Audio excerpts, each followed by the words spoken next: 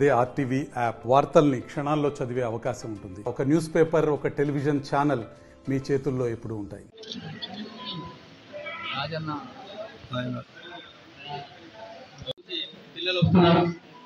వాళ్ళకి సంబంధించిన ఒక చిన్న డ్యాన్స్ ప్రదర్శించడానికి 2 నిమిషాలు అవకాశం ఇవ్వాల్సిందిగా పిల్లలు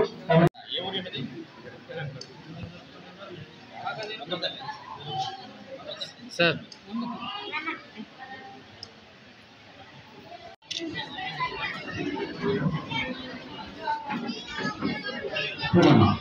చూడు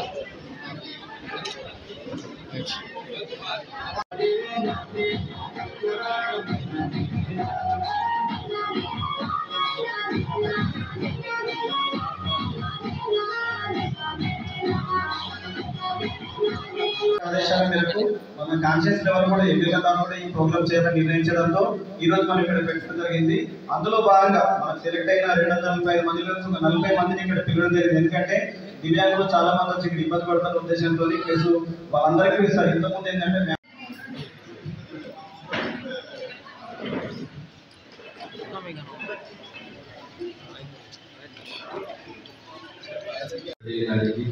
అదేవిధంగా మన మానపూర్ చైర్మన్ కమిటీ, మానపూర్ కమిటీ చైర్మన్ గారికి, పిఎస్సిఎస్ కమిటీ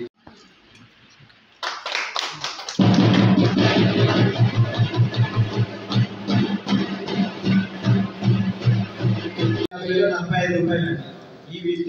వీటి మొత్తాన్ని కూడా ఈ బెనిఫిషియర్ ఖర్చు చేయడం జరుగుతుంది. అందులో భాగంగా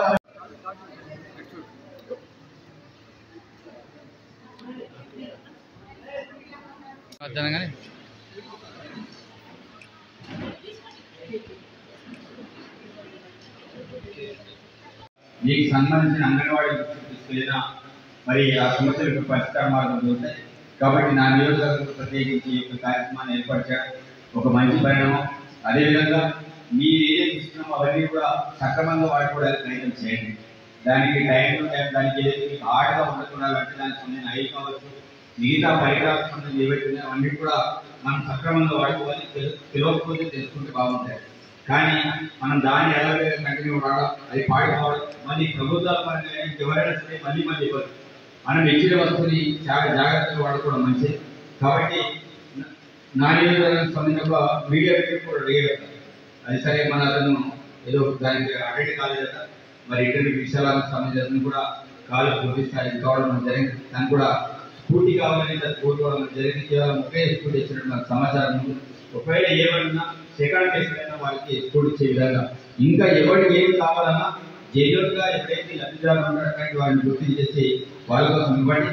అదేవిధంగా నాన్ రూల్స్ కూడా ఇట్లాంటి ఏమైనా ఇచ్చినప్పుడు మన రూల్స్ ఇచ్చినప్పుడు మేము కూడా కొంచెం రికార్డ్ చేస్తాం. అట్లాంటి వాళ్ళకి వచ్చే ప్రయత్నం చేస్తే బాగుంటుంది. ప్రత్యేకించి ఎంపీలో అలాగే స్వచ్ఛంద సంస్థలే కావచ్చు, అంగన్వాడీ కావచ్చు, మిగతా వాళ్ళు ఎవరైతే దీని మీద ప్రత్యేకమైన చదువుకి లబ్ధిదారులు ఎంపిక చేశారు. ఇది ఒక మంచి పరిణామం. లబ్ధిదారులంతా కూడా ఈ యొక్క అవకాశాన్ని సద్వినియోగం చేసుకుంటే తప్పకుండా ప్రభుత్వ పరంగా కూడా ఇంకా చాలా మంది అనుకుంటున్నారు పెన్షన్ పెంచుతామని చెప్పారు. కానీ చాలా మంది ఎదురు చూస్తున్నారు. 100% పెన్షన్ పెంచే ఏదైనా సరే గౌరవ ముఖ్యమంత్రి రేవంత్ గారు ఎప్పుడైతే అప్పుడు ఆ పెన్షన్ పెంచే విధాన్ని కూడా మేము నిర్ణయించుకున్నాం. కాబట్టి మీరు ఎవరు కూడా దిగులు పడాల్సిన అవసరం లేదు. మేము నిరంతరం మరిన్ని వీడియోస్ కోసం ఛానల్ ని సబ్స్క్రైబ్ చేయండి. లేటెస్ట్ అప్డేట్స్ కోసం వాట్సాప్ ఛానల్ ని ఫాలో చేయండి. అండ్ లింక్ డిస్క్రిప్షన్ లో ఉంది.